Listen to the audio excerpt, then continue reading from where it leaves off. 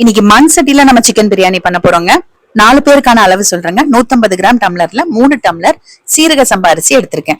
Minimum ஒரு அரை மணி நேரம் ஊறணும். 1/2 கிலோ சிக்கன் கழுவி எடுத்து வச்சிருக்கேன். இப்போ பெரிய வெங்காயம் பாத்தீங்கன்னா ஒரு டம்ளருக்கு ஒரு பெரிய வெங்காயம், கொஞ்சம் சின்ன சின்னதா இருக்கிறதுனால நான் 4 எடுத்திருக்கேன். 3 எடுக்கணும், 4 எடுத்திருக்கேன். அதே மாதிரி ஒரு டம்ளருக்கு அரை தக்காளி தான் எடுக்கணும். சோ 1.5 தக்காளி எடுத்திருக்கேன். 3 பச்சை மிளகாய். மண் சட்டி அடுப்புல வச்சுட்டு முதல்ல ஒரு 6-7 ஸ்பூன் அளவுக்கு எண்ணெய் ஊத்திக்கலாம். மண் சட்டின்றதுனால எண்ணெய் சூடாகிறதுக்கு கொஞ்சம் நேரம் எடுக்குங்க. உங்ககிட்ட பிரியாணி எல்லாம் அன்னாசி மொக்கு ஸ்டார் இதெல்லாம் இருந்ததுன்னா சேர்த்துக்கோங்க. நான் கடைசியில எப்படி பிரியாணி மசாலா சேர்க்க போறேன், அதுலயே எல்லாம் இருக்கும். அதனால நான் எக்ஸ்ட்ராவா அந்த பொருள் எல்லாம் சேர்க்கல. வெங்காயமும் பச்சை மிளகாவும் மட்டும் சேர்த்திருக்கேன். நல்லா வெங்காயம் கொஞ்சம் கலர் மாறுற வரைக்கும் வதங்கட்டும். இப்போ நார்மல் டீஸ்பூன்ல 3 ஸ்பூன் அளவுக்கு இஞ்சி பூண்டு பேஸ்ட், ஒரு டம்ளருக்கு 1 ஸ்பூன் அப்படிங்கிற கணக்குல 3 டம்ளருக்கு 3 ஸ்பூன் அளவுக்கு சேர்த்திருக்கேன். நார்மல் டீஸ்பூன்ல இஞ்சி பூண்டு நல்லா பச்சை வாசம் போற வரைக்கும் வதக்கி விட்டுட்டு வெட்டி வச்சிருக்க தக்காளியும் வதக்கிக்கோங்க. உங்ககிட்ட புதினா இருந்தா 2 கைப்பிடி அளவுக்கு புதினா சேர்த்து அதுவும் சேர்த்து வதக்கிக்கோங்க. அடுப்பு சிம்ல வைக்கணும்னு இல்ல, மண் சட்டின்றதுனால மீடியம் ஃபிளேம்லயே வச்சு வதக்கி விட்டுக்கலாம். தக்காளி வதங்கினதுக்கு அப்புறமா சிக்கன் பீசஸை சேர்த்துக்கலாம். இப்ப சிக்கன் நல்லா கலந்து விட்டுட்டு ஒரு குட்டி குழிக்கரண்டியில 3 கரண்டி அளவுக்கு தயிர் சேர்க்கிறேன்.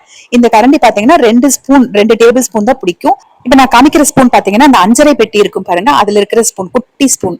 அதுல 3 ஸ்பூன் அளவுக்கு மிளகாய் தூள் சேர்க்க, அதே 3 ஸ்பூன் கொத்தமல்லி தூள், தனியா தூளும் சேர்க்கிறேங்க.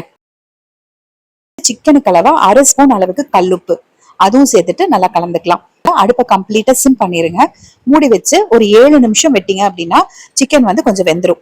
7 நிமிஷத்துக்கு அப்புறம் ஓபன் பண்ணி பாத்துக்கலாம். நம்ம தயிர் ஊத்திருக்கோம், தண்ணியும் விட்டுருக்கு. கிட்டத்தட்ட நம்ம அரிசி அளந்த டம்ளர்ல 2 டம்ளர் அளவுக்கு அந்த தண்ணி சிக்கன்ல இருக்கு. இப்ப பாத்தீங்கன்னா நான் 7 டம்ளர் தண்ணி சேர்க்கிறேன். அதாவது சீரக சம்பா அரிசிக்கு எப்பவுமே 1:2 ரேஷியோல தான் சேர்ப்போம். ஆனா நான் இன்னைக்கு 1:3 ரேஷியோல எடுத்திருக்கேன். அப்ப 9 டம்ளர் எடுக்கணுமா? சிக்கன்ல ஏற்கனவே 2 டம்ளர் தண்ணி இருக்கு, அதனால 7 டம்ளர் தண்ணி சேர்க்கிறேன். இது தண்ணி அதிகமா இருக்குமோ குழஞ்சிருமோ அப்படின்னு யோசிக்காதீங்க, நல்லா வருங்க பிரியாணி. என்னோட நெய்பர் ஒருத்தவங்க சொல்லி கொடுத்தாங்க இந்த மெத்தட். அவங்க சொன்ன மாதிரி நான் ஒரு தடவை செஞ்சு பார்த்து ரொம்ப நல்லா வந்தது. உங்களுக்கும் அதே தான் சொல்லியிருக்கேன். தண்ணி நல்லா கொதிச்சதுக்கு அப்புறமா சீரக சம்பா அரிசி ஊற வச்சு வச்சிருந்தோம் பாருங்க, அதை தண்ணி வடிச்சிட்டு உள்ள சேர்த்தியாச்சு.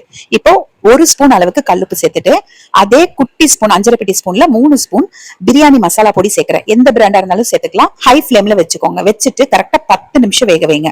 நடுவுல கண்டிப்பா ஒரு தடவை ஓபன் பண்ணி கலந்து விட்டு தான் ஆகணும். இது பாத்தீங்கன்னா பெரிய பர்னருக்கு அடுத்த ஸ்டேஜ்ல எரியும் பாருங்க, மீடியம் சைஸ், அதுல நான் வச்சிருக்கேன். இது நீங்க பெரிய பர்னர்ல வச்சீங்கன்னா மீடியம் ஃபிளேம்ல வச்சுக்கோங்க.